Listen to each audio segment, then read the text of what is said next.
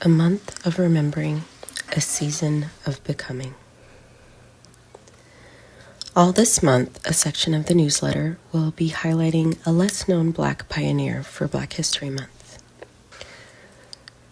Maya Angelou, in a letter to my daughter, you may not control all the events that happen to you, but you can decide not to be reduced by them. February is a month that calls me to remember, a time to honor those who came before me and celebrate the day I was born, the day I took my first breath. It is a special season of reflection where history and my own personal growth intertwine. I honor those who helped in shaping the world I live in, while also pausing to recognize the evolution within myself. On this beautifully chaotic journey of motherhood, I find myself shifting in a constant state of metamorphism, caught between who I once was and who God is shaping me to be. I am learning to cherish the past versions of myself while embracing the ever-changing, ever-becoming new. This month, when taking a look back at Black America and my own history, I can appreciate where I am and look to the future. This week, join me on a journey of remembering and celebrating what was while embracing the beauty of becoming. Chaos Chronicle. Echoes of me and who I was. I am now 10 months postpartum and am just starting to settle into the new me. Everything changes when you have a child, especially you. Your body, your mind, the way you deal with stress, the way you rest and reset, all of it shifts in a different direction.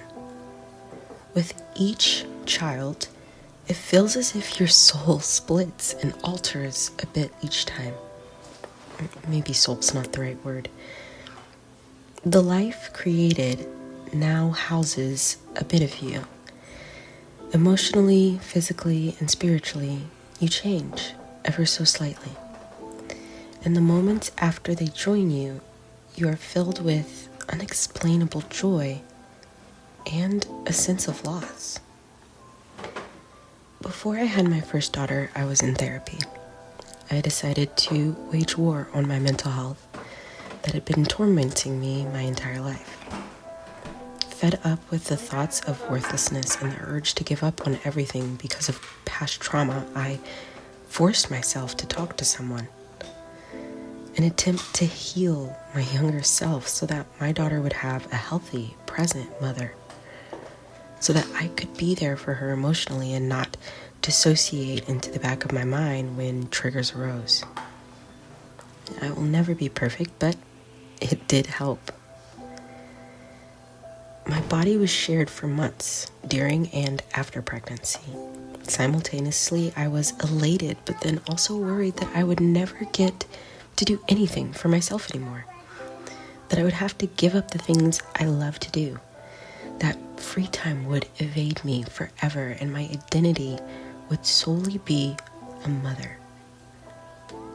Then it occurred to me, my dreams need not to be abolished. They can shift and change with the season I am in. It is a gift to have and hold children. I get to share my life with them. I want them to see me doing what I have a passion for. To see that it is possible to go for what you want.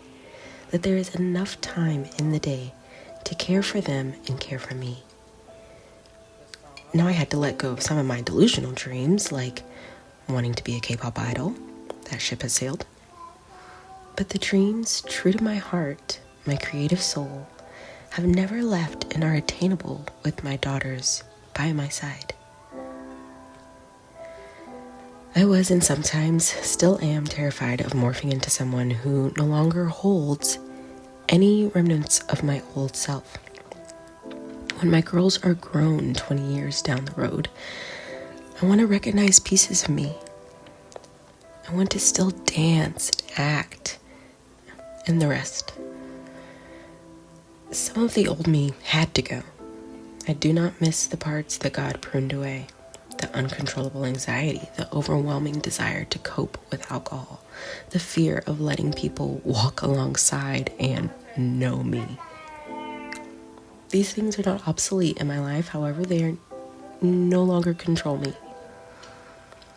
It is not realistic to expect to be the same person I was 10 years ago.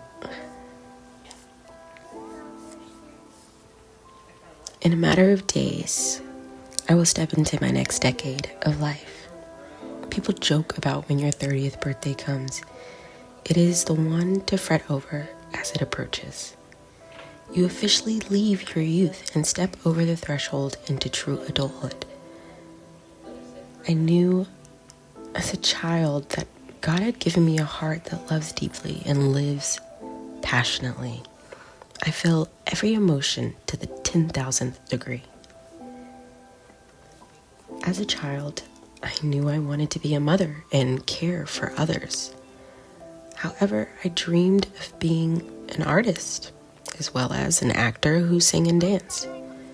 I fell in love with traveling and learning about other cultures. It took me a minute to realize, but it is possible to do these things with my children. Motherhood is not a death sentence to who I was. It is the opportunity to grow into someone more. Xana, my oldest, loves dancing and musicals. These are a part of my heart and my passion I get to share with my daughters. They see how I light up and can feel my joy when I sing and dance, and they love to join in. I enjoy learning languages and about other cultures alongside my eldest. She grasps it all so quickly and pushes me to learn more. So much of my life has changed. I've loved and I've lost. The ups, the downs, the good and the bad have each equally shaped who I am. But you cannot look forward without looking back.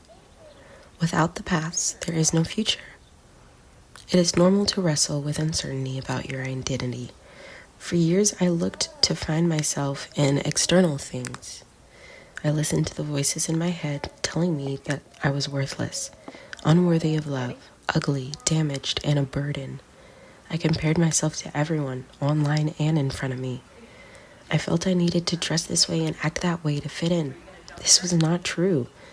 The things that I do not define who I am at my core. Clarity struck me when it finally sunk in that my identity is nothing without Christ. I am a child of God, first and foremost. Everything else is extra. My grandmother taught me how to pray. She taught me how to get on my knees and talk to God by saying the Lord's Prayer. She reminds me constantly the importance of prayer and how I can do it anywhere at any time. It is literally engraved on her brain. She has dementia, and her core self shines through even in moments of confusion. God gave her a heart for him and a love that knows no bounds. She was present throughout my tumultuous childhood and has been an encouragement to me throughout my life. While I was learning about Louis Malou, I could not help but think of my grandmother. She always encouraged me to reach for my dreams and said that I could do anything with God. She was right. She taught me how to read and write. She fostered my sister and I's artistic interests by following us around with a ginormous camera to record our original theater productions and variety shows. She herself was an artist, nurse, mother, teacher, psychologist, pianist, and more. She wore so many hats and effortlessly, at least from my point of view. Our past is woven within us, good or bad. My grandmother, my father, mother, and older sister are all key players in who I am today. They are the family God granted me, just as I am the mother he has given to my daughters, Xana, Dasa, and Yana. As I celebrate another year of living, of becoming, and discovering who I am thankful for who God has made me.